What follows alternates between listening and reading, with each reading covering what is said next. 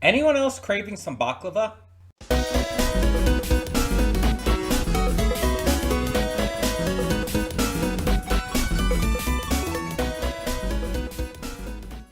Hey everyone, welcome to Prince the Gay. I'm your host Connie, and today we are here with episode 4 of Lazarus.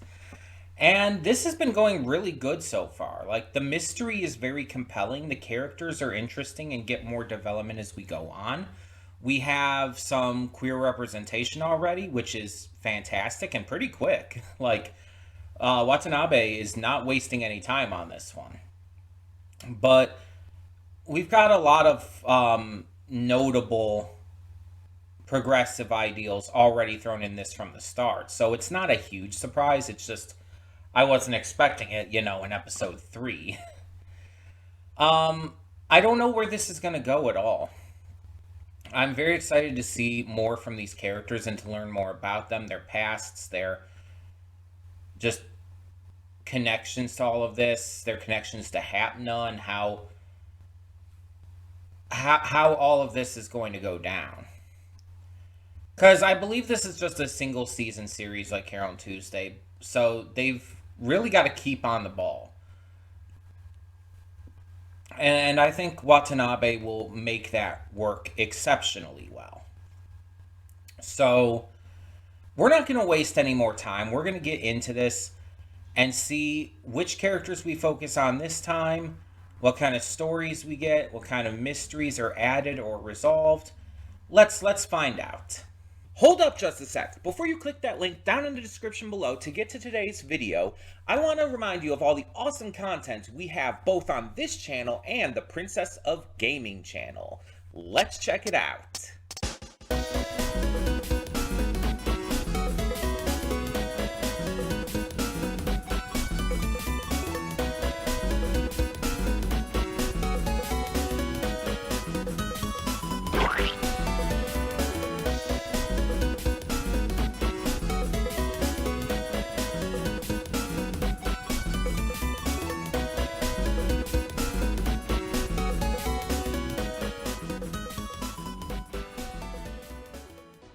And we are back, and we'll begin with spoilers in 3, 2, 1, now.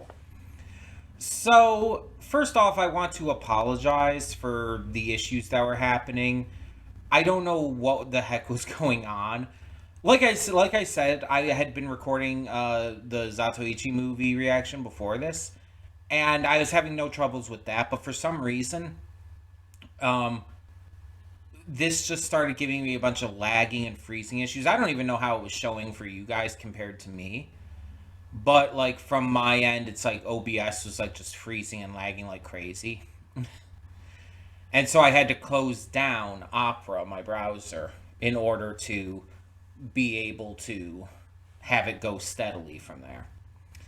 But either way, so we have kind of like this infiltration heist movie kind of episode with the gang infiltrating this party, this club scene, in order to get close to um, Dr. 909 and Visionary, the DJ. Well, initially it's just Dr. 909, but eventually it becomes both of them. And meanwhile, Elena's doing some like searching on her own, trying to find things as well. And it's like it just kind of goes along the lines of like trying to infiltrate, trying to get to the VIP room, etc., etc. And like we know from early on that these guys are like bad news. They seem kind of scummy and creepy and weird, but not like too terrible. But then the punch bowl is brought out, and it just ends up being like this dude drugging all the women and setting them up to be raped by him and his friends. Thanks for that, Lazarus. Making me feel excessively uncomfortable. I I mean, if you didn't feel uncomfortable during that, I'm really worried about you because that was extremely uncomfortable. Like, sexual assault should always be seen that way. and it just was not okay by any means. I'm I'm thankful that they got their comeuppance in multiple ways, from Axel chasing them down and scaring the shit out of them, to obviously Chris getting to deck this dude and just slap the shit out of him and kick his ass. It was so satisfying. Like, so satisfying. This could have gone really bad, and I'm glad it seemed to have been like halted because of all of this. Yeah, these two were scumbags, like excessively so, and unfortunately, they didn't have anything to do with Skinner, so it was kind of like a dead end. Well, not entirely, because they did find some information.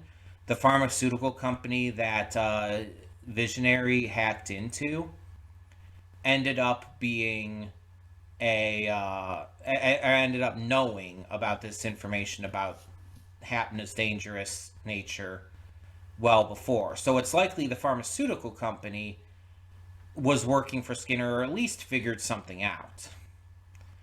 And, kind of seemingly were hiding it, but, So it's going to be interesting to find out more about that. But one of the best parts of this episode is we got to see the entire team shine. Elena obviously working her magic on the hacker side of things, but you got to see all of the main crew shine. I can never remember the kid's name. I just don't know why, but I can never remember his name. But like, he gets chances to shine with the drone work. You see Chris get to kick ass. Axel obviously does the helicopter chase. And even Doug gets in on the action as well, kicking ass and taking names and killing the shit out of people. Like, by God, he kills the shit out of some people. It's just, it's really great because previous episodes have only focused on one or two at a time. And this one, like, really focuses on the entire team and even shows them working together.